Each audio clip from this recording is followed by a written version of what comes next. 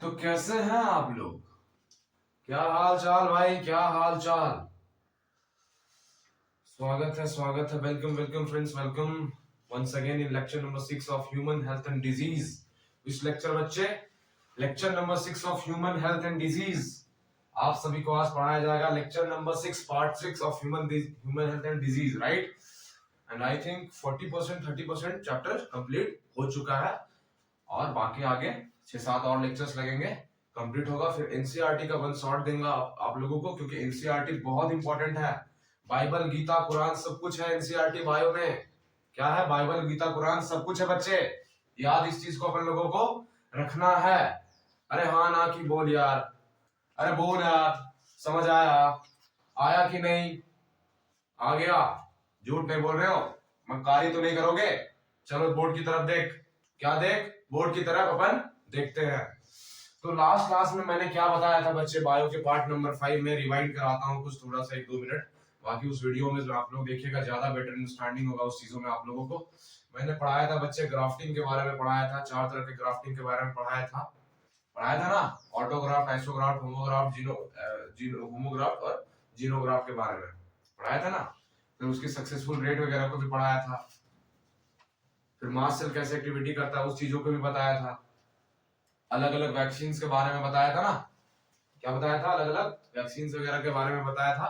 तो आज अपन लोग और एक चीज बहुत इंपॉर्टेंट पढ़ाया था उसमें कि फंक्शन ऑफ इम्यून सिस्टम, जिसमें 3 फंक्शन थे: ऑप्सोनाइजेशन, न्यूट्रलाइजेशन और immunisation, right? Opsonisation, IgG, IgM, antibodies के बारे में सब चीज बताया गया था आप सभी को। तो उसी में से मैंने बताया था क्या क्या बताया था कि हमारे अंदर, बॉडी के अंदर एक प्रॉपर्टी होती है हमारे सारे सेल्स की, हमारे बॉडी की, हमारे इम्यून सिस्टम की। क्या?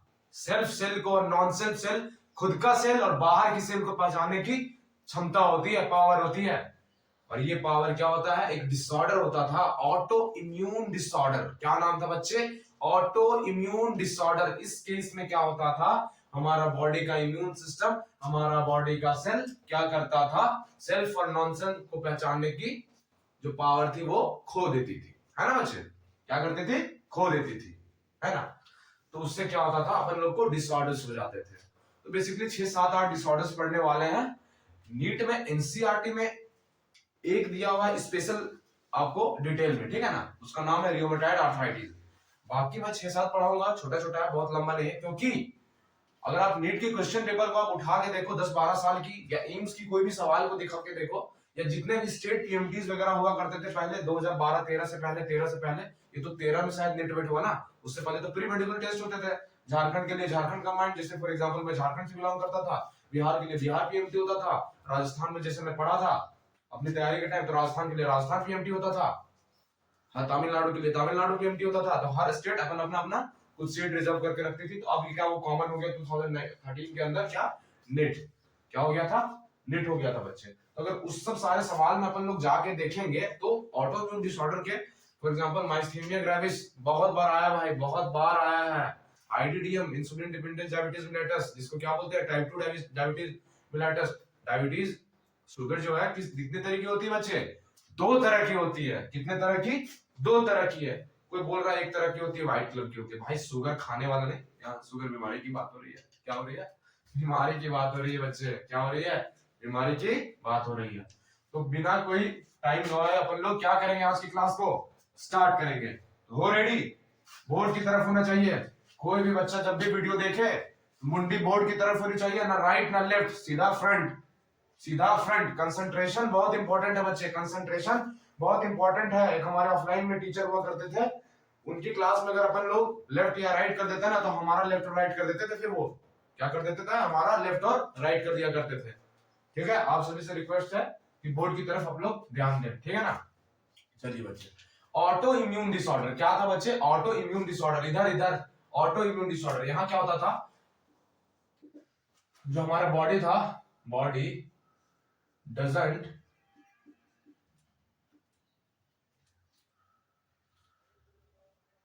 verify सेल्फ और नॉन सेल्फ सेल।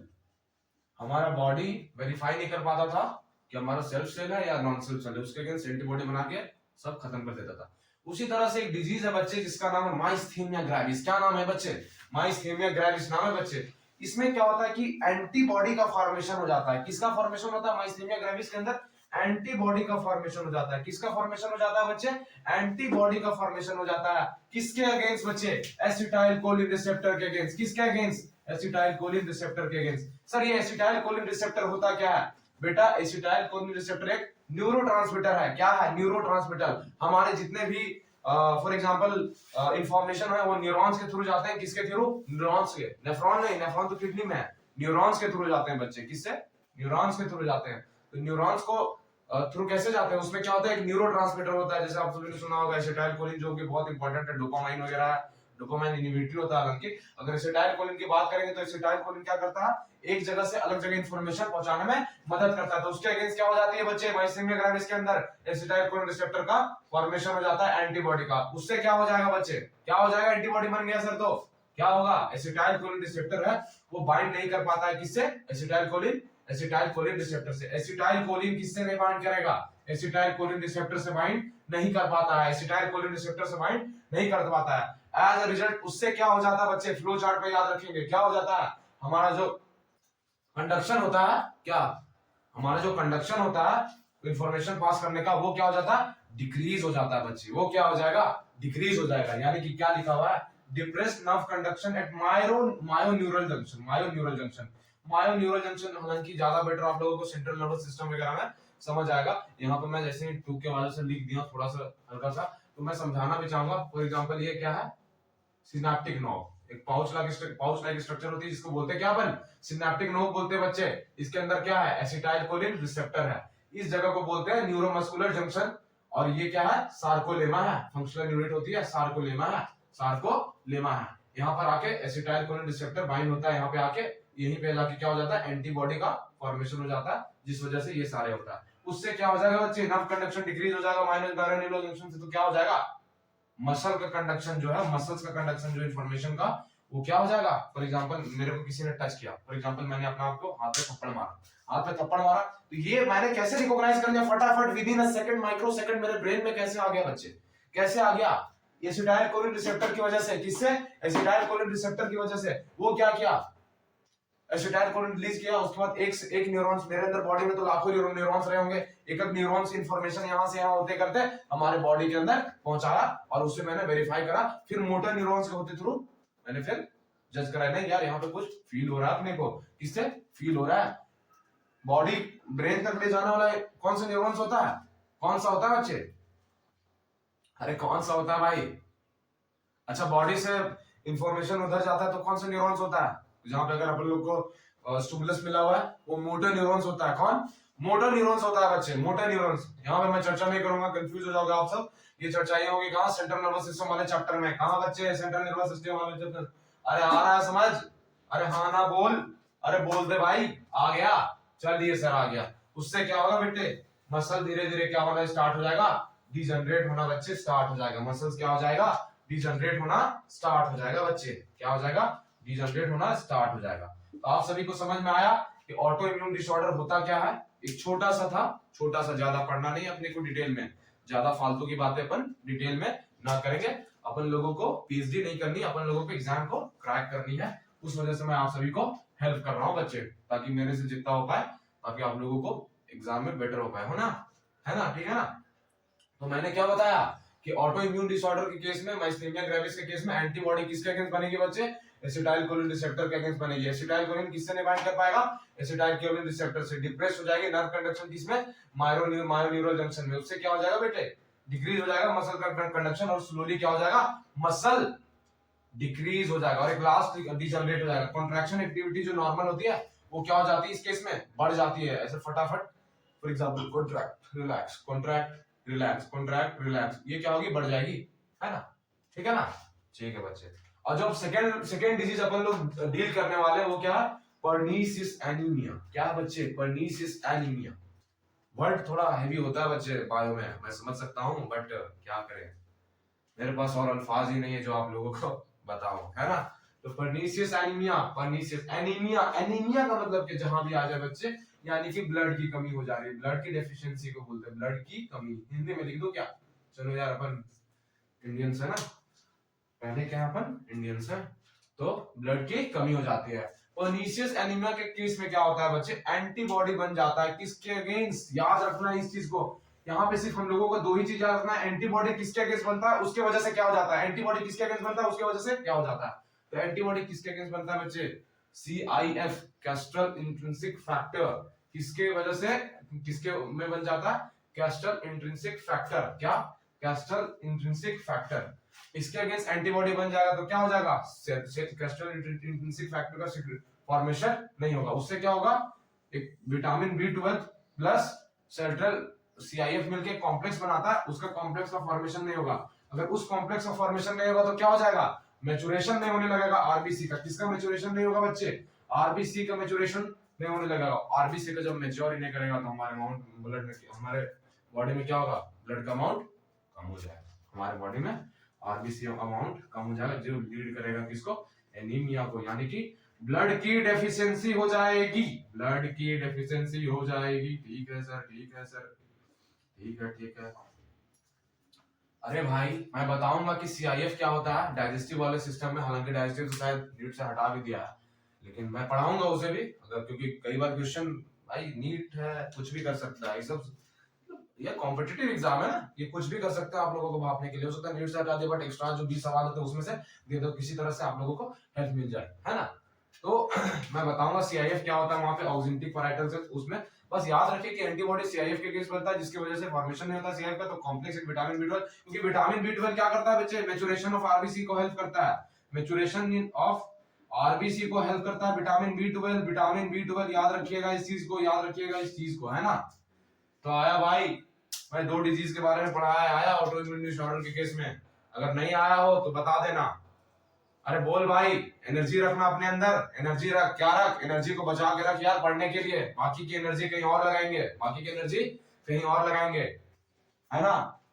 हाँ हाँ हाँ हाँ, मैंने देखा, तो मैं भी देख रहा था वो प्राण प्रतिष्ठा वाले, यार हमारे लिए गर्व की बात है कि राम मंदिर इतने सालों बाद बना, और राम तो सबके हैं, हमारे हैं, राम तो मर्यादा पुरुषोत्तम है, हमें उनसे सीख लेनी चाहिए। Ram as a husband, Ram as a son, Ram as a king, सबसे बेस्ट है। तो इस चीजों को अपन लोग ध्यान में रखेंगे, है ना भाई, है ना, समझ में आया। चलिए ठीक है, आगे बढ़ते हैं, ठीक है ना। चलिए नेक्स्ट पार्ट की ओर मूव ऑन करते हैं, तीसरे नंबर, चौथे नंबर, पांचवें नंबर डिजीज के लिए, ठीक है ना। चलिए ठीक है ना बच्चे, अपन लोग तीसरी ऑटो इम्यून डिसऑर्डर के केस में अपन लोग तीसरी डिजीज की ओर मूव ऑन करते हैं। तीसरी डिजीज कौन सी है बच्चे, IDDM। सर IDDM क्या होता है, इंसुलिन डिपेंडेंट डायबिटीज मिलेटस। क्या नाम है बच्चे, इंसुलिन डिपेंडेंट डायबिटीज मिलेटस, नाम से ही लग रहा होगा किस, ये डायबिटीज कैसी डायबिटीज है, शुगर जो बोलते हैं अपन लोग कि भैया दादाजी को कुछ शुगर हो गया, ये जनरली ओल्ड एज में ज्यादा होती है। बट आजकल क्या देखा जा रहा है बच्चे, वो न्यू जनरेशन में 16 साल का बच्चा, 18 साल का बच्चा, 19 साल का, मेरे एज का बच्चा, 20-21 साल का बच्चे को क्या हो जा रही है, शुगर हो जा रही है, क्या हो जा रही है, शुगर हो जा रही है। कहीं ना कहीं क्या क्या कमी रह गई जो इतनी फास्ट ग्रोथ हो रही है शुगर की, क्या हमारे लाइफस्टाइल में कमी है, अपन जो इंटेक कर रहे हैं, जो भी प्रोडक्ट्स बन रहे हैं, जो भी इंग्रेडिएंट्स अपन खा रहे हैं डे टू डे लाइफ में, वो मायने रखता है यहाँ पे बच्चे क्या ले रहे हैं। इसलिए अपन लोग को नेचुरली रहना चाहिए, क्या नेचुरल चीज पे, प्लांट बेस्ड प्रोडक्ट पे ज्यादा डिपेंडेंट होना चाहिए, किस पे, प्लांट बेस्ड प्रोडक्ट पे। बायोलॉजिकली अगर देखना चाहे, फॉर एग्जांपल आप सभी जानते हो कि Virat Kohli, I needs no introduction, oh my god, is the biggest celebrity of India, right.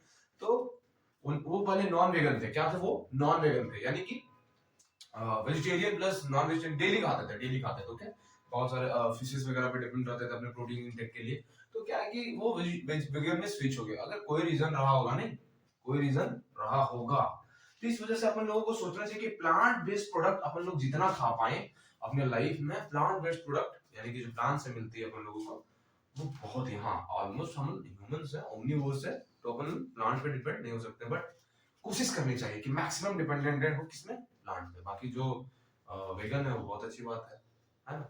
Non vegan वाले के लिए मैं बोल रहा था, मैं खुद दोनों ही खाता हूँ, मैंने कोशिश करी कि 2024 से इसे कम करा जाए और पॉजिटिव रहूं इसके, अभी तक तो नहीं खाया दोबारा जब से सोचा है ना। चलिए ठीक है, आईडीडीएम डिस्कस करेंगे। क्या करेंगे बच्चे? आईडीडीएम को, ठीक है ना, insulin dependent diabetes mellitus, right. क्या फुल फॉर्म है इसकी? इंसुलिन डिपेंडेंट डायबिटीज मिलाइटस, यानी एक ऐसी डायबिटीज जो किस पे डिपेंडेंट हो रही है बच्चे? इंसुलिन पे डिपेंडेंट हो रही है। सुनते हैं ना अपन कि जिसको डायबिटीज हो जाता है बहुत लोग को इंसुलिन का क्या लगाते हैं? क्या? इंसुलिन को ड्रॉप लगाते हैं कहां? माउथ में। अरे भाई, इंसुलिन क्या है? हार्मोन है। हार्मोन जनरली क्या होता है? प्रोटीनेशियस होता है। प्रोटीन को अगर मुंह के द्वारा लिया जाएगा, इनटेक करके अपन लेंगे मुंह से, तो क्या होगा? हमारे बॉडी में क्या है? HCl है भाई, HCl है, एसिड है। अरे खत्म कर देगा उसे, कोई फायदा नहीं हुआ इंसुलिन का। इस वजह से इंट्रावेनसली, वेन्स के अंदर, जहां वेन्स क्या होती है, फॉर एग्जांपल ये मेरा हैंड है, क्या है? मेरा हैंड है। यहाँ पे फॉर एग्जांपल अगर वेन्स की बात करते हैं अपन, ये हैंड है, यहाँ पे वेन्स नजर आ रही है मेरी, सुपरफिशियल जो होती है, बाहर से दिखती है, जो नीली नीली कलर की होती है, ये क्या है? जिसे अपन नस बोलते हैं, वेन्स है। इसमें क्या होगा? इंट्रावेनसली अपन लोग इंजेक्शन को इंजेक्ट करेंगे बच्चे। क्या करेंगे? इंजेक्ट करेंगे।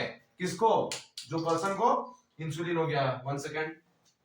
ओके, क्या हो गया? इंसुलिन हो गया, मतलब इंसुलिन डायबिटीज हो गया, तो इंसुलिन को इंजेक्ट करते हैं। तो कभी भी इंसुलिन की इंजेक्शन ओरली नहीं ली जाती बच्चे। क्यों? क्योंकि वो प्रोटीनेशियस होता है, वो बॉडी हमारा डाइजेस्ट कर देगा स्टमक, तो कोई फायदा होगा नहीं। इस वजह से इंट्रावेनसली डायरेक्टली ब्लड मिली जाती है, डायरेक्टली ब्लड मिली जाती है। बहुत सारे पेशेंट को मैंने देखा है जिन्हें डेली एक इंसुलिन की इंजेक्शन लेनी पड़ती है अपने लाइफस्टाइल को नॉर्मल रखने के लिए। अगर नहीं होगा ऐसा तो अल्टीमेटली डेथ हो जाएगी बच्चे। बहुत खतरनाक है।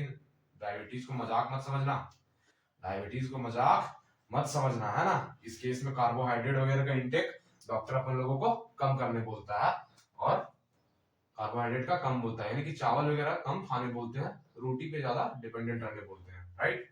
तो आईडीडीएम के बारे में, आईडीडीएम के केस में क्या होता है बच्चे? ऑटो इम्यून डिसऑर्डर है ये भी, तो क्या हो जाएगा? कहीं ना कहीं एंटीबॉडी बन रहा होगा।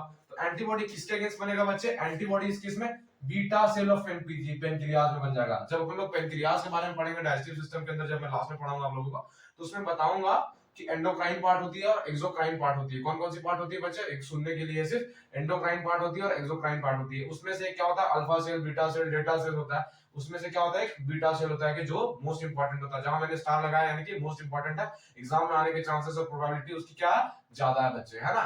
तो बीटा सेल पेनक्रियाज में होता है। किसमें? बीटा सेल पेनक्रियाज में क्या हो जाता है? एंटीबॉडी का फॉर्मेशन हो जाता है। तो एंटीबॉडी अगर अगेंस्ट बन जाए, बीटा सेल में बन जाए, तो क्या हो जाएगा? उसकी वजह से इंसुलिन फॉर्म नहीं करने देगा। क्या होगा उसकी वजह से? फ्लो चार्ट देखें आप लोग, इंसुलिन फॉर्म नहीं होने देगा। इंसुलिन की अगर बॉडी में डेफिशिएंसी हो जाएगी, तो नॉर्मल जो इंसुलिन लेवल है हमारे ब्लड के अंदर, वो क्या हो जाएगी? डिस्टर्ब हो जाएगी। हमारी नॉर्मल एक्टिविटी जितने भी है, मेटाबॉलिक फंक्शन क्या हो जाएंगे? डिस्ट्रॉय हो जाएंगे, यानी कि प्रॉपर्ली वर्क नहीं करेगा। क्या करेगा? नहीं करेगा। अगर एंटीबॉडी बन जाती है बीटा सेल पेनक्रियाज के अंदर, तो क्या क्या सिम्टम लोगों को नजर आ सकते हैं? हाइपरग्लाइसेमिया, ग्लाइसेमिया यानी कि ग्लूकोज से रिलेटेड, हाइपर यानी कि ज्यादा, यानी ब्लड का ग्लूकोज लेवल क्या हो गया? ज्यादा, इंक्रीज हो गया। ग्लाइकोसूरिया, क्या है? ग्लाइकोसूरिया, ग्लाइकोसूरिया का मतलब होता है, ग्लाइको यानी कि ग्लूकोज कहां आ रहा है? यूरिन के अंदर आएगा। कहां बच्चे? यूरिन के अंदर। नॉर्मल पर्सन में जब अपन लोग अगर यूरिन की टेस्ट कराएंगे, अगर कहीं भी मेडिकल में जाए अपन, तो देखेंगे कि यूरिन के अंदर ग्लूकोज पाया जाता है। कुछ बच्चे बोलेंगे पाया जाता है। अरे भाई, पाया जाता है, तेरे को शुगर हो गया था। क्या हो गया तेरे को? शुगर हो गया। नॉर्मल इंसान में ग्लूकोज यूरिन के अंदर ना के बराबर नहीं पाया जाता है, ना के बराबर और नहीं पाया जाता है ना। पॉलीयूरिया, पॉलीयूरिया टर्म है बायो में, जिसका मतलब होता है बार बार यूरिनेशन होगा आपको, यानी कि अर्ज ऑफ यूरिनेशन बार बार होगा। आपको लगेगा कि यार फिर से यूरिन जाना है, फिर से यूरिन जाना है ना। और एक होता है पॉलीडिप्सिया, पॉलीडिप्सिया बार बार यूरिन रिलीज होगा, यानी कि क्या होगा? वाटर हमारे बॉडी में कम होगा। अब बॉडी क्या बोलेगा? भाई वाटर कम हो रही है, सीएनएस को जाएगा मैसेज की, यानी कि पानी पियो। इससे वजह से क्या होगा? पानी की भी प्यास ज्यादा लगेगी बच्चे। क्या होगी? पानी की प्यास ज्यादा लगेगी। पानी की प्यास के साथ साथ भूख भी अपन लोग को ज्यादा लगेगी, जिससे क्या बोलते हैं? पॉलीफेजिया। ये सब केस अगर डायबिटीज के पेशेंट में देखें, तो ये सारे सिम्टम्स अपन को नजर आते हैं। थोड़ा सा मैं पार्ट बताता हूँ। बीटा सेल्स क्या करता है बच्चे? बीटा सेल्स के जिसके अगेंस्ट बन जाता है, बीटा सेल्स क्या करता है बच्चे? जनरली क्या करता है? वो इंसुलिन का फॉर्मेशन करता है बच्चे। किसका इंसुलिन का फॉर्मेशन करता है ना। उससे क्या होता है बच्चे? ब्लड ग्लूकोज लेवल, ब्लड का ग्लूकोज लेवल कम होता है। किसका? ब्लड का ग्लूकोज लेवल। अगर उसके अगेंस्ट एंटीबॉडी बन जाए, तो ब्लड का ग्लूकोज लेवल कम होगा, यानी कि सेलुलर अपटेक, सेल्स उसको ज्यादा। सुनो, यहाँ सुनो, ये लाइन सुनो तो थोड़ा सा, ये लाइन पे गौर करो। बीटा सेल्स इंसुलिन बनाता है, अगर उसके अगेंस्ट एंटीबॉडी बनता है, तो ब्लड ग्लूकोज लेवल कम हो रहा है। ब्लड ग्लूकोज लेवल कम हो रहा है। अरे कम क्यों हो रहा है? हमारे बॉडी को जितना चाहिए ग्लूकोज एनर्जी, जितना ग्लूकोज से एनर्जी बनाने के लिए जितना चाहिए वो क्या कर रहा है हमारा बॉडी, ज्यादा ले रहा है। यानी कि सेलुलर अपटेक हमारा सेल का क्या हो रहा है, ग्लूकोज का ज्यादा हो रहा है। उसकी वजह से क्या हो रहा है, ब्लड में कम हो जा रहा है। याद रखिए सेल में ग्लूकोज बढ़ रहा है लेकिन ब्लड के अंदर क्या हो जाएगा, ब्लड और सेल अलग चीज है, उसके अंदर क्या हो जाएगा, कम हो जाएगा। इससे क्या हो जाएगा, ब्लड का ग्लूकोज लेवल कम हो जाएगा।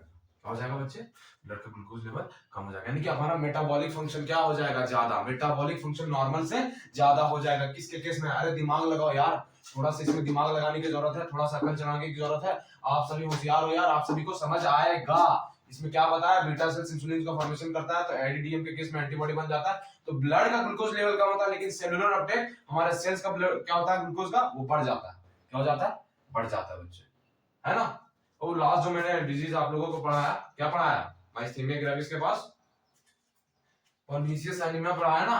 पर्नीशियस एनीमिया में मैं थोड़ा सा, मेरे से रहा भी नहीं गया, मैं सोचा यार नहीं, इसे छुपाना नहीं चाहिए, बच्चों सबको जितने भी जो वीडियोस देखते हैं उसे डिलीवर इस चीज को करना चाहिए। फॉर एग्जांपल ये हमारा स्टमक है, राइट। ड्राइंग तो मेरी इतनी खराब है कि क्या बोले, मतलब लगता ही नहीं कि हम बायो पढ़े हुए हैं, ठीक है ना। तो क्या करें यार, ड्राइंग शुरू से ही अपने का बहुत खराब है, कभी अच्छा नहीं रहा ड्राइंग का। तो क्या हुआ कि लड़कियों का ड्राइंग ठीक होता है, लड़कियों का ड्राइंग ठीक होता है। अरे क्या बोल रहा है भाई, गर्ल्स की ड्राइंग ठीक होती है ना एज कम्पेयर टू बॉयज, अगर अपन कंपेयर करना चाहें तो।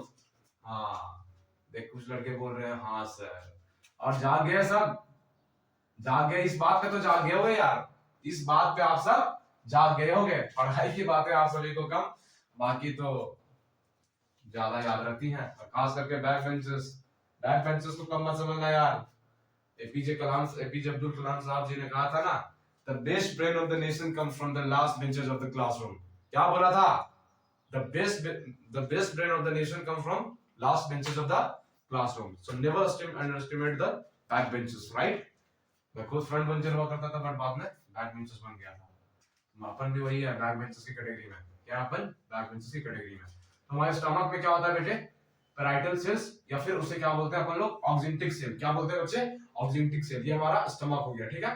ये पैराइटल सेल और ऑक्जेंटिक सेल क्या करता था उस केस में, पर्नीशियस एनीमिया में HCl हाइड्रोक्लोरिक एसिड जो हमारे स्टमक के अंदर बनता है उसका फॉर्मेशन करता था, और CIF का करता था। किसका, CIF यानी कि कैस्ट्रल इंट्रिंसिक फैक्टर का। ये दोनों क्या करता था, आपस में मिलके एक कॉम्प्लेक्स बनाता था। क्या बचा था, एक कॉम्प्लेक्स का फॉर्मेशन करता था। किसका करता था, एक कॉम्प्लेक्स का फॉर्मेशन करता था। किसका करता था बच्चे, एक कॉम्प्लेक्स का फॉर्मेशन करता था, ठीक है ना। और CIF प्लस विटामिन B12 का कॉम्प्लेक्स का फॉर्मेशन होता है। उससे क्या होता था, विटामिन B12 क्या करता था, एब्जॉर्ब हो जाता था इंटेस्टाइन के अंदर, इसमें इंटेस्टाइन के अंदर, जो कि मैच्योरेशन ऑफ RBC में हेल्प करता था। अब इसी का अगेंस्ट एंटीबॉडी बन जाएगा, तो भैया विटामिन B12 कैसे इंटेस्टाइन में एब्जॉर्ब होगा, कैसे जाके मैच्योर होगा आरबीसी का, आरबीसी मैच्योर नहीं हो जाएगा तो क्या हो जाएगा, एनीमिया हो जाएगा, यानी कि ब्लड की डेफिशिएंसी हो जाएगी हमारी बॉडी में। अरे हाँ ना बोल भाई, अरे बोल भाई, समझ आया, ठीक है ना। चलिए जी, ठीक है, आईडीएम भी समझ में आया। चौथी डिजीज की अपन लोग जो बात करेंगे वो क्या, हाशिमोटो डिजीज। हंसेगा, हाशिमोटो डिजीज।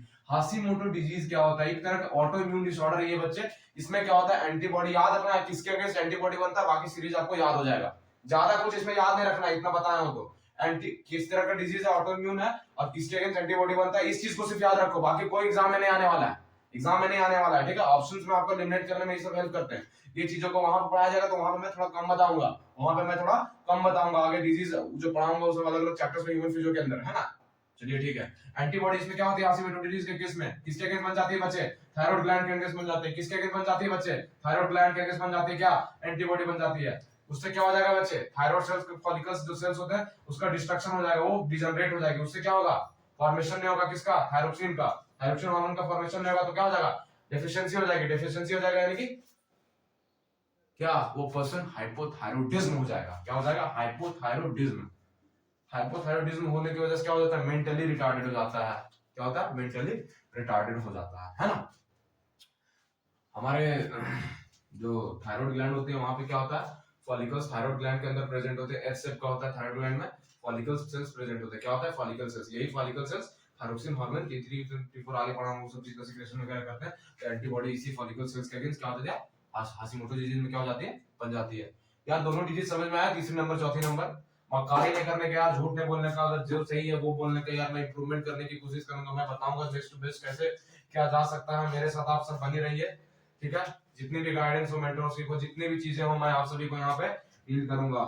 बस आप सभी से एक ही अनुरोध है कि ज्यादा से ज्यादा लोगों तक वीडियो को पहुंचाए, ठीक है ना, ताकि ज्यादा से ज्यादा लोग इसे देख पाए और अपनी जर्नी में थोड़ा और बूस्ट अप करें अपने एग्जाम के प्रिपरेशन को, है ना बच्चे।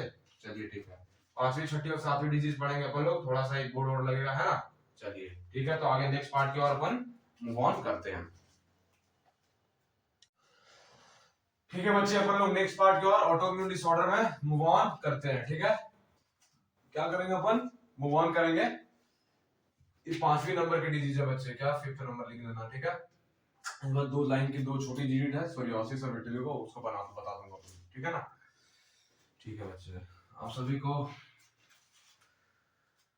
कोई दिक्कत तो नहीं ना, ठीक है ना। चलिए आगे मूव ऑन करते हैं। एक और डिजीज है बच्चे, जिस डिजीज का नाम क्या है, मल्टीपल स्क्लेरोसिस। क्या नाम है बच्चे, मल्टीपल स्क्लेरोसिस।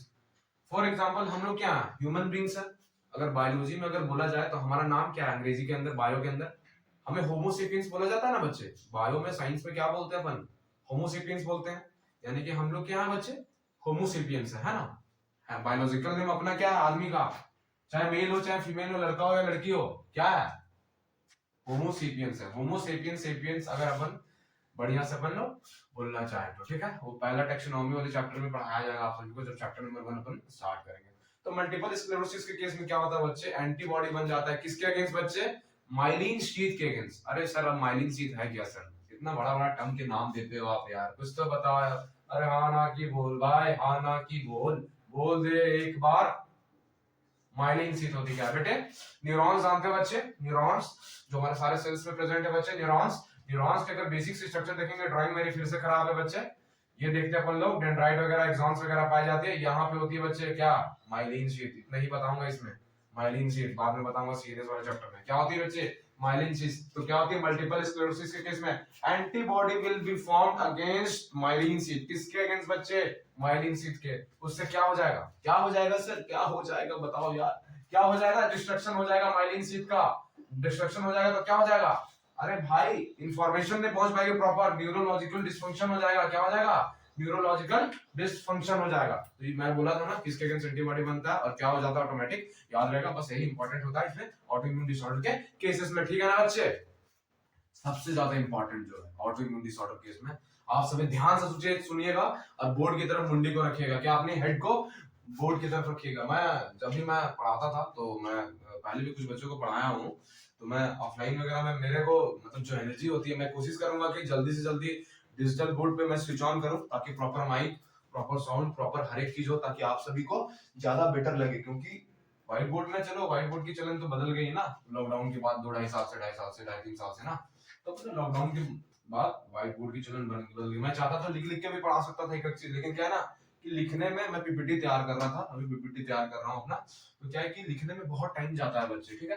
अब जो जो चैप्टर्स फॉर एग्जांपल अगर केमिस्ट्री पढ़ रहा हूँ तो वहां लिखना नहीं होगा, कुछ कुछ पार्ट में लिखना होगा इनऑर्गेनिक में इस समय, लेकिन क्या है कि इस समय टाइम बहुत जाता है, इस वजह से मैं आप लोगों का टाइम खर्च करना नहीं चाहता हूँ और अपना भी टाइम थोड़ा बचाना चाहता हूँ, उसे एक्स्ट्रा के तौर पे आप सभी को देना चाहता हूँ। रियोमेटॉइड आर्थराइटिस, मैं आपने को सुना है कि ओल्ड एज में क्या हो जाता है, हमारे दादा हो गए घर में या दादी वगैरह होगी, वो अक्सर शिकायत करते हैं कि बच्चे क्या हो गया बेटा, क्या जो भी पोता वगैरह है, दादा तो पहले फ्रेंड होते हैं एक तरह के, कह सकते हैं कि मैं भी अपने दादा से बहुत ही क्लोज हुआ करता था। अनफॉर्चुनेटली लास्ट ईयर मैंने उनको खो दिया, but he will always be with me, ठीक है। बहुत ही मोटिवेटिंग बातें बोलते थे मेरे दादा। खैर, यहाँ रियोमेटॉइड आर्थराइटिस में अगर देखेंगे अपन लोग तो क्या हो जाता है, घुटनों में दर्द बना हुआ रहता है, ओल्ड एज के केस में ये ज्यादा होता है। क्या, ओल्ड एज पीपल के केस में ज्यादा होता है। रूमेटॉइड आर्थराइटिस के केस में होता क्या है बच्चे, क्या होता है बच्चे, एंटीबॉडी फॉर्म जाता है किसके अगेंस्ट, साइनोवियल मेम्ब्रेन के against. Antibody is formed against synovial membrane. Synovial membrane हमारे घुटने में क्या होती है, साइनोवियल मेम्ब्रेन होती है, वहां पे क्या हो जाता है, एंटीबॉडी का फॉर्मेशन हो जाता है बच्चे। और एंटीबॉडी के केस में किस तरह का एंटीबॉडी होता है इसमें, या ये क्वेश्चन आता है बच्चे, आर्थराइटिस के केस में किस तरह का एंटीबॉडी होता है, आईजीएम। याद रखिएगा इस चीज को, किसका, आईजीएम, बहुत बार सवाल आता है आईजीएम।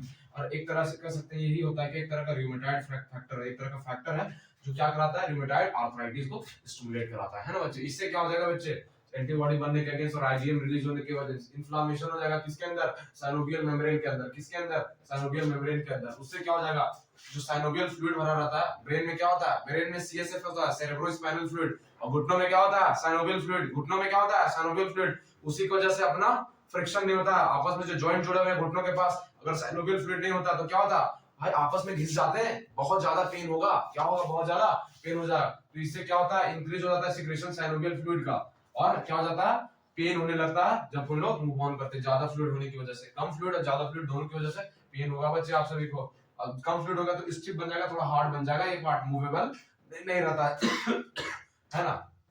तो क्या होगा बच्चे, एक्सर्ट प्रेशर और पेन। साइनोवियल मेम्ब्रेन क्या करता है, एक सीक्रेट करता है एक एब्नॉर्मल पार्टिकल, बहुत इंपॉर्टेंट है, क्वेश्चन आता है। उस एब्नॉर्मल पार्टिकल का नाम क्या है बच्चे, याद रखेंगे नाम, पैनस। क्या नाम है सर, पैनस नाम है भैया, क्या नाम है, पैनस नाम है। पैनस क्या होता है, एक तरह का कोरोडेड पार्ट होता है, खराब हुआ वाला पार्ट होता है, किसका, आर्टिकुलर कार्टिलेज का। बायो बोला ना यार, टर्मिनोलॉजी का खेल है। आर्टिकुलर कार्टिलेज का होता है, किसका, आर्टिकुलर कार्टिलेज का। अगर ये बीमारी हो जाए तो क्या हो जाएगा, डिपोजिशन होने लगेगा घुटनों के पास फाइबर्स में, फाइबर्स में बोन क्या हो जाएगा, रफ एंड टफ हो जाएगा, क्या हो जाएगा, बोन टफ हो जाएगा, और जॉइंट्स मूवेबल नहीं रहेगा, जॉइंट मूवेबल नहीं रहेगा।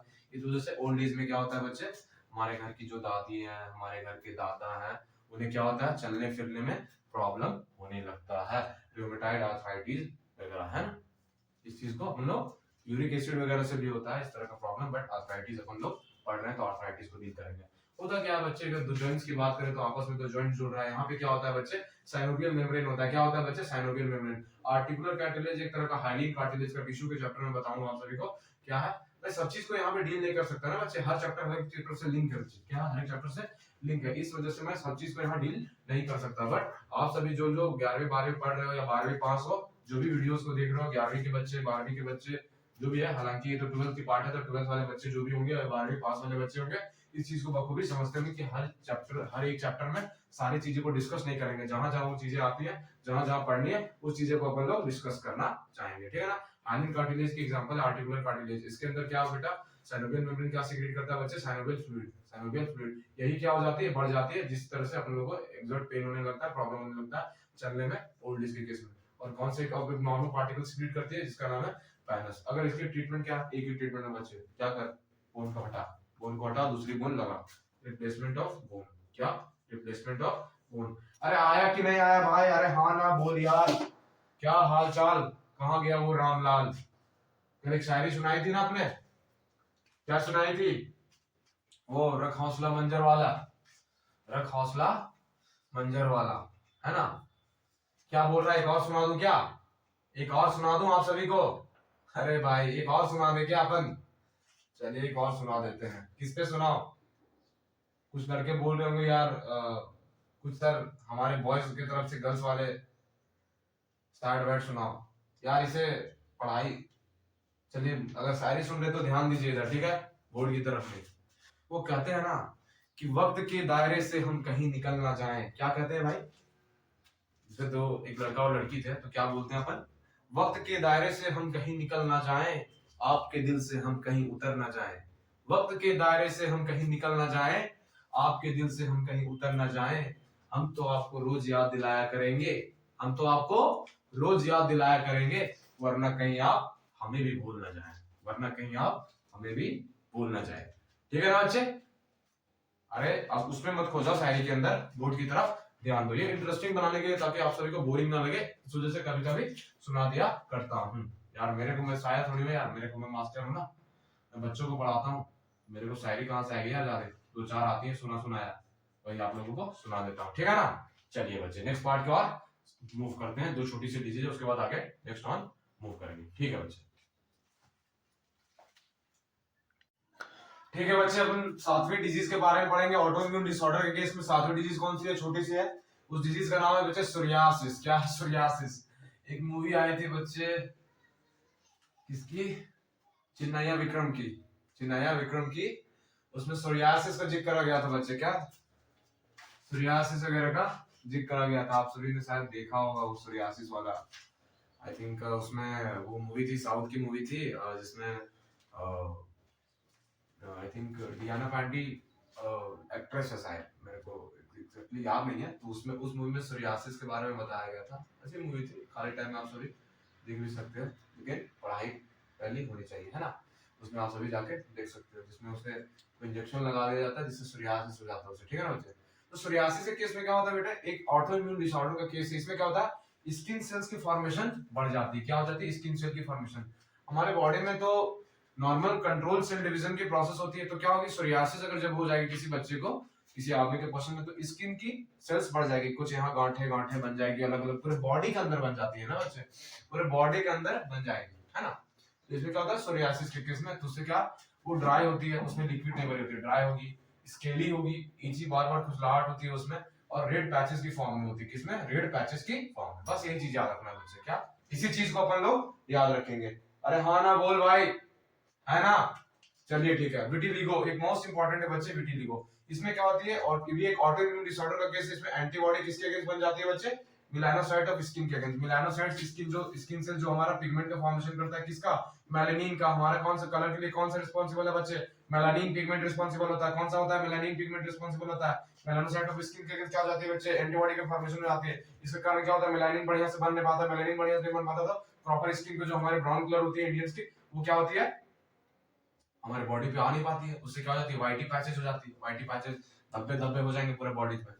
हालांकि हम लोग सोशल लाइफ में इसे क्या डिस्क्रिमिनेट करते हैं, बट किसी भी पर्सन के साथ उसके लुक्स के बेसिस पे जज नहीं करना चाहिए, उसके लुक के बेसिस पे जज नहीं करना चाहिए। हमें हमेशा पॉजिटिव इंटेंट को अपनाना चाहिए। क्या बच्चे, पॉजिटिव इंटेंट को। अपन पॉजिटिव रहेंगे तभी तो दुनिया पॉजिटिव, दुनिया कुछ भी कहे अपन को पॉजिटिव रहनी चाहिए, ठीक है ना। जैसे टीचर को हमेशा पॉजिटिव होनी चाहिए, उसी तरह स्टूडेंट का भी फर्ज बनता है कि वो भी हमेशा पॉजिटिव रहे और अपने टारगेट को फोकस करके रखे, है ना बच्चे। चलिए ठीक है, तो ये हमारा खत्म होता है ऑटो इम्यून डिसऑर्डर का। अब नेक्स्ट डिजीज वगैरह शुरू होते हैं, नाम ही है डिजीज तो पढ़ना ही पड़ेगा। इम्यूनोडेफिशिएंसी डिसऑर्डर, कुछ डिसऑर्डर्स के बारे में पढ़ने वाले हैं। उस केस में क्या होगा, इम्यून सिस्टम की डेफिशिएंसी की वजह से वो डिसऑर्डर हो जाते हैं। जो पहला आने वाला स्किड, दूसरा आने वाला आपका एड्स, दो तीन ही बताएंगे, इसमें ज्यादा नहीं है। पहला क्या है, स्किड, बहुत ही इंपॉर्टेंट है बच्चे। ये बायोटेक्नोलॉजी का पहला वाला पार्ट में, सेकंड पार्ट में दिया हुआ, पहला सेकंड पार्ट में होगा, देख लेना आप लोग एनसीईआरटी 12वीं के चैप्टर नंबर 11 या 12 में होगा, ठीक है ना। तो इम्यूनोडेफिशिएंसी डिसऑर्डर, ठीक है, मैं यहाँ बताना चाहूंगा इसको, क्योंकि इम्यूनोडेफिशिएंसी यहाँ पे छिड़ गई है बात, तो यही बताने में भलाई है इसकी। इम्यूनोडेफिशिएंसी डिसऑर्डर में क्या होगा, एक ऐसा डिसऑर्डर होगा या एक ऐसी डिजीज से आप लोग सफर करेंगे जो क्या हो जाएगा, इम्यून सिस्टम की कमी की वजह से हो जाएगा, इम्यून सिस्टम की कमी की हो जाएगा। नाम से ही लगा इम्यूनोडेफिशिएंसी, राइट। तो एक डिजीज है जिसका नाम है स्किड। क्या नाम है, स्किड। स्किड क्या है सर, इसका नाम होता है severe combined immunodeficiency syndrome. Syndrome और डिजीज के बीच में फर्क पता है बच्चे। डिजीज किसे कहते हैं, नॉर्मल जो बीमार हो गया, पैथोजन कर दिया तो डिजीज हो गया, और सिंड्रोम में बहुत सारे डिजीज के सिम्टम आ जाते हैं बच्चे। यही फर्क होता है डिजीज और सिंड्रोम। सिंड्रोम में क्या होता है, ग्रुप ऑफ सिम्टम हो जाता है, ग्रुप ऑफ सिम्टम, पता ही नहीं चलेगा साला कौन सा डिजीज हुआ अपन को, क्या पता ही नहीं चलेगा कौन सा डिजीज हुआ अपन को, है ना। तो स्किड के अंदर, तो स्किड में क्या होता है बच्चे, इम्यूनोडेफिशिएंसी। फॉर एग्जांपल क्या होता है, नॉर्मली हमारे बॉडी में जो फंक्शन होता है, क्या होता है, इमैच्योर बी और टी लिम्फोसाइट, मैंने पढ़ा दिया बी और टी लिम्फोसाइट वगैरह। इमैच्योर बी और टी लिम्फोसाइट किसमें कन्वर्ट होते रहता है, मैच्योर बी और टी लिम्फोसाइट में। इस कन्वर्जन में एक एंजाइम हेल्प करता है बच्चे, जिसका नाम है adenosine deaminase enzyme, ADA, adenosine deaminase enzyme. क्या नाम है बच्चे, adenosine deaminase enzyme, adenosine deaminase enzyme, है ना, ये हेल्प करता है। तो क्या होता है इस इम्यूनोडेफिशिएंसी डिसऑर्डर में, जीन म्यूटेशन की वजह से क्या होता है, डेफिशिएंसी हो जाता है किसकी, इस एंजाइम की। डेफिशिएंसी जीन म्यूटेशन की वजह से क्या हो जाएगा, एडीए एंजाइम की डेफिशिएंसी हो जाएगा। अगर एडीए एंजाइम की डेफिशिएंसी हो जाएगा तो क्या होगा, इमैच्योर बी और टी लिम्फोसाइट मैच्योर बी और टी लिम्फोसाइट में कन्वर्ट नहीं हो रहे होंगे। क्या होगा, तो क्या होगा उससे as a result immune system हमारा कमजोर हो जाएगा और डेथ हो जाएगा अर्ली एजेस में, क्योंकि बहुत सारे पैथोजन हमारे बॉडी में अटैक कर देंगे और अलग अलग डिजीज से अपन मर जाएंगे, अलग अलग डिजीज से अपन मर जाएंगे, है ना। समझ में आया। तो इसकी ट्रीटमेंट क्या है सर, इसकी ट्रीटमेंट जो बहुत ही फेमस है, उस ट्रीटमेंट का नाम है जीन थेरापी। क्या नाम है बच्चे, जीन की थेरापी। ये डिटेल में बायोटेक में पढ़ाऊंगा जीन थेरापी होती क्या है, बस याद रखो जीन थेरापी। पहला जो जीन थेरापी करा गया था, कब करा गया था, 1990 के अंदर। और किसमें करा गया था, 4 साल की बच्ची में क्या गया था, on a 4 year old girl child, right, on a 4 year old girl child, 4 साल की बच्ची में करा गया था। दूसरा इसका है कि बोन मैरो का ट्रांसप्लांट करा लो, वहां से जो बन रहे हैं, कौन सा, ये बोन मैरो, थोड़ा दिमाग लगा दो भाई, दिमाग, ये सर बोन मैरो कैसे ट्रांसप्लांट हो रहा है, बोन मैरो के अंदर कैसा है, red bone marrow, yellow bone marrow. Red bone marrow से क्या होता है, लिम्फोसाइट्स वगैरह का फॉर्मेशन हो जाता है। यार भैया लिम्फोसाइट्स की कमी हो जाएगी तो क्या अपन अगर बोन मैरो ही दूसरा लगवा लेंगे तो क्या होगा, नॉर्मल फंक्शन होगा तो लिम्फोसाइट भी प्रॉपर प्रोडक्शन करेंगे, तो ये डिजीज अपन लोग को होगी नहीं, है ना बच्चे। ठीक है, नेक्स्ट डिजीज के बारे में अपन लोग जो डील करने वाले बहुत ही इंपॉर्टेंट है, ध्यान से सुनिए, इस चैप्टर का बहुत इंपॉर्टेंट पार्ट है। उस डिजीज का नाम क्या है, एड्स नाम है बच्चे। क्या नाम है, एड्स नाम है, ठीक है ना। अपन लोग शुरू करते हैं एड्स के बारे में। एड्स होता क्या है उसके बारे में छोटा सा पार्ट पढ़ेंगे, फिर बाद में आगे डिटेल पढ़ेंगे, है ना बच्चे। चलिए ठीक है।